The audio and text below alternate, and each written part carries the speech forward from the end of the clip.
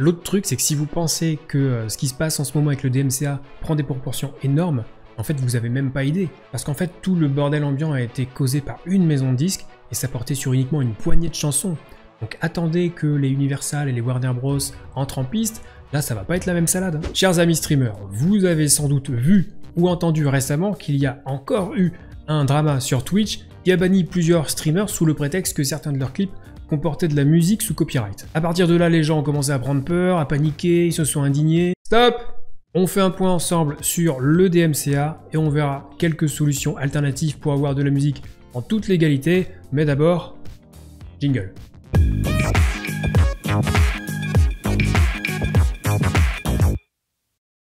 Salut YouTube, c'est Tom. Si c'est votre première fois sur cette chaîne, vous pouvez envisager de laisser un petit pouce sur cette vidéo si elle vous plaît bien entendu, vous abonner à la chaîne pour la soutenir et bien entendu activer la cloche, comme ça vous serez au courant des dernières vidéos qui sortent. Alors on va commencer avec le DMCA, on va faire un petit résumé de l'histoire. Alors si vous n'avez pas suivi l'histoire, sachez que c'est la RIAA, qui est l'équivalent grosso modo de la SACEM en France, qui donc protège les droits de la propriété intellectuelle et les droits des artistes aux États-Unis. Cette RIAA a développé un outil qui scanne les clips et les replays qui remontent jusqu'à 2017 et qui va détecter certaines musiques. Alors sur les replays, c'est pas trop grave parce qu'en général Twitch détecte automatiquement les musiques et coupe le son, mais sur les clips, on entend tout, donc c'est de là qu'est partie un petit peu l'affaire.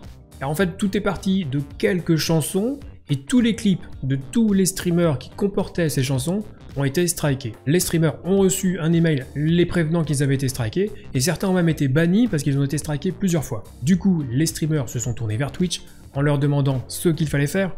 Twitch a répondu de façon officielle, puisque c'est carrément un account manager et le support officiel de Twitch qui ont répondu qu'il fallait supprimer les clips et les replays. Sauf que c'est pas la peine de paniquer en fait. Alors je sais, ça fait un petit peu facile de dire ça après coup, mais en fait, quand le DMCA, qui est une loi américaine, je le rappelle, et qui s'applique donc à tous les streamers de la plateforme, étant donné que Twitch est une société américaine. Donc quand le DMCA est utilisé, mais c'est à Twitch de faire le travail directement, pas aux streamers. Et c'est d'ailleurs pour ça que le compte Twitter officiel du support Twitch a déclaré qu'ils allaient développer un outil qui allait supprimer automatiquement les clips passés et futurs strikés par le DMCA. Deuxième point, il n'y a pas non plus raison de s'indigner. Il existe des lois, les streamers ne sont pas au-dessus des lois. Alors je sais bien que depuis toujours, on a l'habitude de voir des streams avec de la musique en fond, mais ça n'a jamais été autorisé en fait. Au mieux, c'était toléré. Au pire, c'était délibérément ignoré de la part de Twitch. Ça, je ne sais pas. Mais là, on a l'impression que les gens se réveillent et ils sont un peu comme une poule avec un cure-dent, quoi. D'abord, il faut savoir que les conditions d'utilisation de Twitch, les fameux TOS, les Terms of Service, sont relativement claires en ce qui concerne l'utilisation de la musique sous copyright. Ce qui est le cas à peu près partout d'ailleurs. Ici, 99,99% des streamers sont passés entre les mailles du filet jusque-là. Bon, c'est pas pour autant qu'ils étaient dans leur bon droit. C'est pas parce que tout le monde le fait que ça devient légal d'un coup de baguette magique. Bon alors je vais pas insister non plus trop sur la responsabilité des streamers, je veux pas passer pour le moralisateur de service, j'essaie simplement de vous expliquer pourquoi tout ce qui est en train de se passer en ce moment est normal en fait. Ça s'est déjà produit sur YouTube et Twitch aurait largement dû anticiper le coup, là pour le coup c'est une erreur de leur part. L'autre truc c'est que si vous pensez que ce qui se passe en ce moment avec le DMCA prend des proportions énormes, en fait vous avez même pas idée, parce qu'en fait tout le bordel ambiant a été causé par une maison de disques et ça portait sur uniquement une poignée de chansons. Donc attendez que les Universal et les Warner Bros entrent en piste, là ça va pas être la même salade. Bon alors c'est bien joli tout ça, mais à part être fataliste et alarmiste, qu'est-ce qu'on peut faire? Eh bien il existe des alternatives légales dont je vous parlais en intro. Car oui, il est toujours possible de mettre de la musique sur vos lives, simplement pas n'importe laquelle. Alors petite précision sémantique au passage mon cher maître Capello, on va chercher de la musique libre de droit, c'est-à-dire en anglais royalty free. On va pas chercher de la musique sans copyright. La musique sans copyright c'est beaucoup plus rare.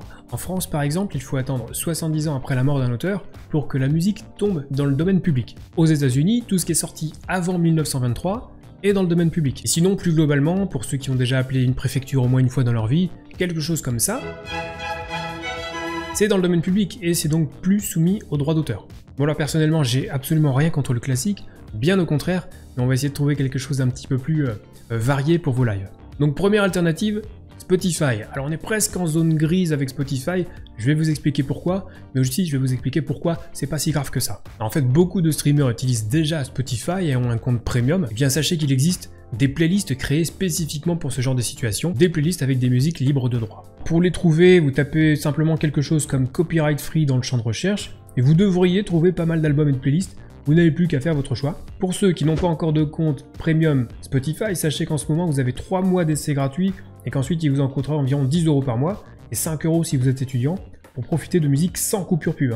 Avec un compte gratuit, on se tape de la pub et ça n'a pas trop d'intérêt pour les streamers. Alors attention aussi aux conditions d'utilisation de Spotify qui précisent qu'en théorie, vous n'êtes pas censé passer leur musique en stream. Mais j'ai bien dit en théorie parce qu'en fait cette clause elle est surtout là pour empêcher les chaînes de diffuser leur musique H24. Grosso modo une chaîne qui paierait une seule licence pour en faire profiter tout le monde gratuitement. Donc au final c'est une clause que Spotify est obligé de mettre dans ses CGU pour se protéger.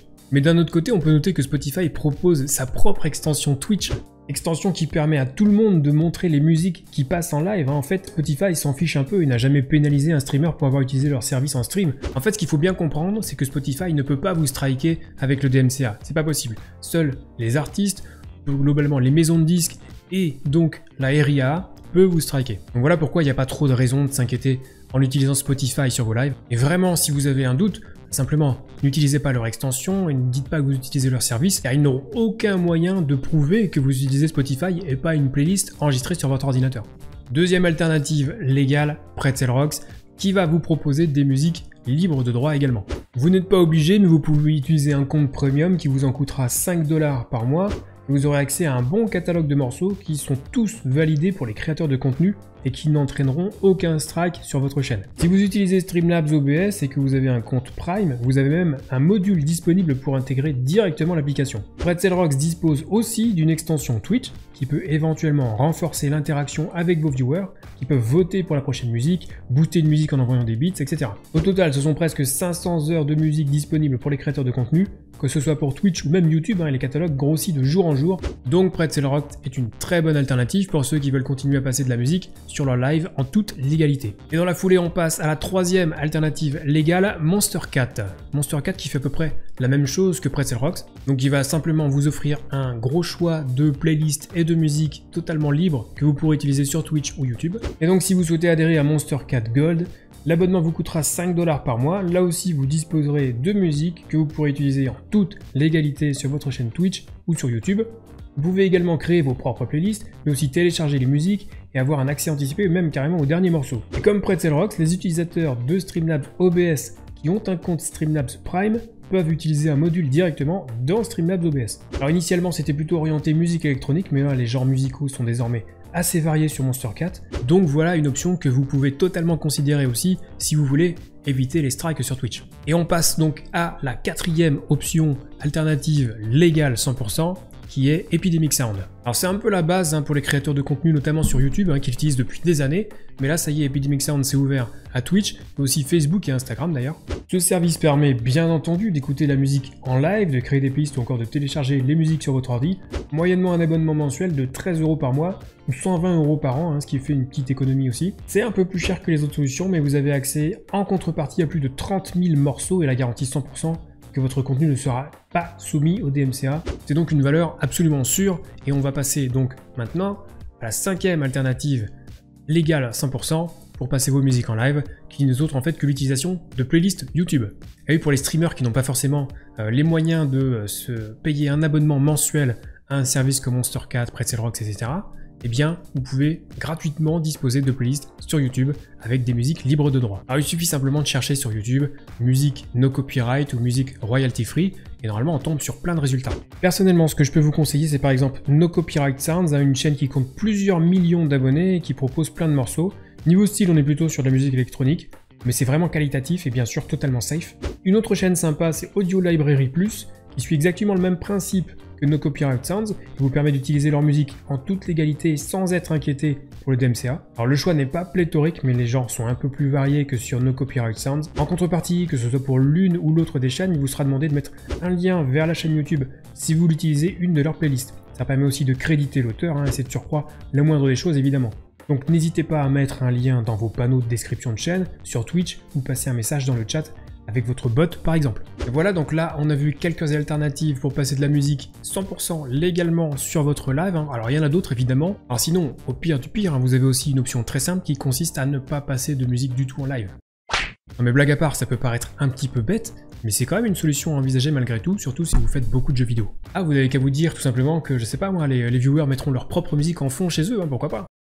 Mais bon, avec toutes les options qu'on a vues là, encore une fois, il y en a d'autres, vous devriez pouvoir trouver quelque chose qui vous convient, que ce soit gratuitement ou moyennant un abonnement mensuel. Et donc désormais, vous avez le choix pour proposer de la musique légalement en fond sur votre live. Alors peut-être que vous avez vous-même d'autres services à conseiller, dans ce cas-là, indiquez-les dans les commentaires, hein, ça pourra toujours être utile aux autres. Et je vais terminer cette vidéo, bien entendu comme d'habitude, en vous rappelant que si vous avez des questions concernant le streaming, vous pouvez venir me les poser dès que je suis en live sur Twitch, lundi, mercredi et vendredi soir. Et pour les questions un petit peu plus techniques, n'hésitez pas à rejoindre le serveur Discord Zero Absolute Gaming, tous les liens sont dans la description comme d'habitude. Sur ce, on va s'arrêter là, je vous dis à très très vite pour la prochaine vidéo et d'ici là, et bon stream. Ça chauffe, regardez, ça chauffe. Wow, wow. Oh my god.